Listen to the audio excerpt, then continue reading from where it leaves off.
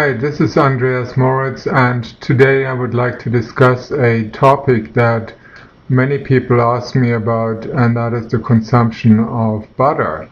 That is cow's milk butter. And I can tell you from my own experience, having eaten unsalted butter for at least 55 years now, I can tell you that it never has harmed me in any way or noticeable way. I've had many health problems when I was a child, and I was eating a lot of dairy products, milk, cheese, and eggs, and fish, meat, chicken, and so on. And so I developed rheumatoid arthritis when I was a child and had severe anemia and a heart rhythm disturbance that was very severe. And I fainted all the time. I collapsed at church mass and at post offices and at other places and public bathrooms and so on. And I can recall those experiences, knowing very well that butter was not part of the process or the cause of my cardiovascular problems that I suffered from. Because when I stopped eating the proteins that were in these foods that I mentioned, my cardiovascular problems disappeared, including my arthritic conditions and my anemia. So the issue is less related to the fat content in these foods, but rather in the protein content, because if proteins are not digested properly, they become very damaging and inflammation producing, which all those diseases, including rheumatoid arthritis, are related to. So when people speak about arteriosclerosis, hardening of the arteries, they are relating to an inflammatory process that takes place in the blood vessels, and particularly in the coronary arteries, where proteins will build up in the so-called basal membranes of these blood vessel walls that hold these arteries together. And these proteins, which are derived, basically breakdown particles, fragmented proteins from meat, fish, chicken, eggs, anything that is heated in terms of like heated a steak or eggs that are fried, or an omelette, or even a boiled egg. When these proteins that are normally in a very soft state, for example, a liquid egg, when you heat it, it becomes coagulated. So the three-dimensional structure of the protein becomes damaged and breaks down, which creates protein fragments that make their way, unfortunately, into the bloodstream. And the body doesn't do well with these proteins moving around in the blood, because that can cause instant platelet aggravation and make the blood very thick. So in order to help itself there, the body is taking these proteins and builds them into the basal membranes, that supporting membrane of the blood vessel wall, and that itself is an immediate remedy for that, against that thickening of the bloodstream. However, in the long term, these proteins sitting there in the basal membrane make the basal membrane thicker, and it causes a slow inflammatory reaction inside the blood vessels. And so as these blood vessels become more and more inflamed, the body will have to deal with the wounds that are created because of that.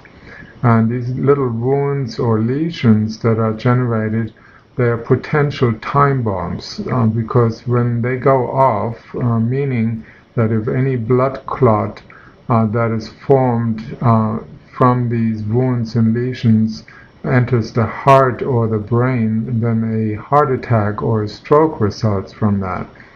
And when a person consistently or regularly eats these kinds of foods, the situation becomes progressively deteriorated, in that the body will have to take recourse to other survival or protective mechanisms, such as the dispatching of extra cholesterol, which is formed in the liver by the liver. And these extra cholesterol molecules, which are known as bad cholesterol or LDL or VLDL, very low density lipoproteins, they will be dispatched to these wounds and lesions, and they attach themselves to them to form a bandage, which is protecting the blood vessel, or that part of the damaged blood vessel. And if the blood vessel, because there's a high blood pressure in the coronary arteries, when it happens that some of these patches, these softer patches, will break loose, then a blood clot from behind may escape into the heart and cause a heart attack, or if it moves up into the brain area, it will cause a stroke.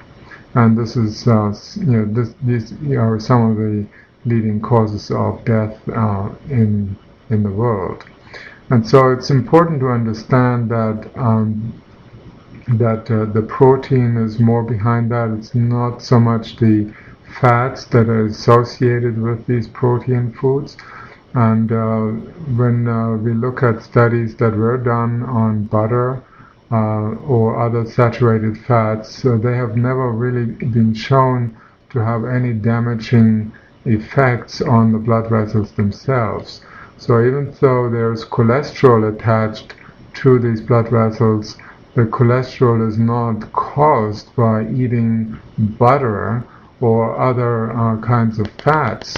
And so there's a huge misunderstanding, which is intentional, I must say, because the food industry works hand in hand with the pharmaceutical industry, so they needed to find an excuse to produce a new class of drugs that would basically target the cholesterol fats in the body, trying to get them down, because they think that the cholesterol is a risk factor for heart disease, which it is not. And there is now ample research to verify that.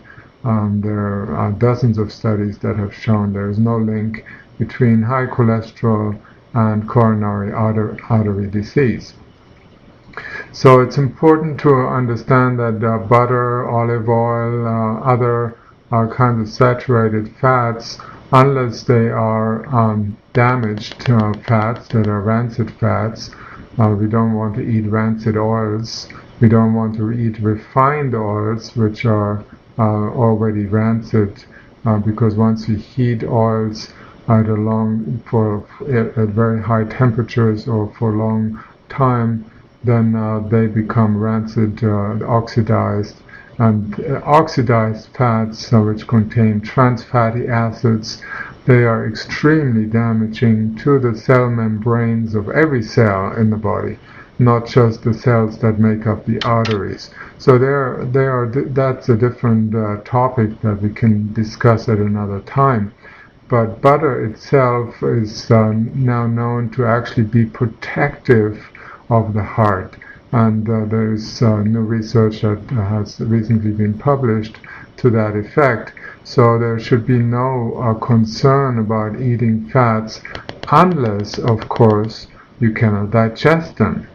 And that has more to do with the liver. If the liver bile ducts are congested, then you cannot digest any fat properly, and undigested fats will ferment in the large intestine. And once they are fermented, then they are basically being attacked by bacteria, further attacked by bacteria, which will break down these fats into harmful trans fatty acids and rancid oxidized fats that will, when absorbed, will cause damage to the blood vessel walls and also to the cell membranes, making them, creating little holes in them, and that can cause kidney damage and brain damage as well.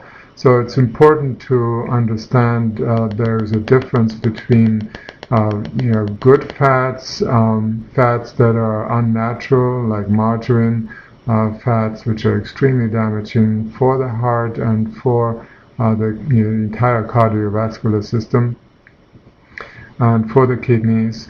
And then to look at wholesome fats that are contained in nuts, that are contained in natural butter. I recommend organic butter, not butter that is from inorganic pesticide hormone treated, comes from hormone treated cows, but from naturally raised cows.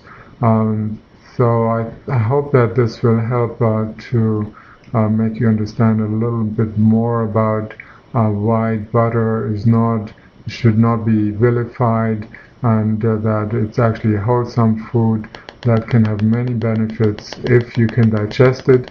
If you cannot, then it's better to make sure that your liver bile ducts are cleaned out through a series of liver and gallbladder flushes so that you can digest fats, because fats are needed to digest carbohydrates and proteins and absorb minerals and vitamins, most importantly the fat-soluble vitamins, vitamin K, D, E, and D. So it's very, very important that we make sure that the liver functions well so that you can digest and absorb fats. Thank you.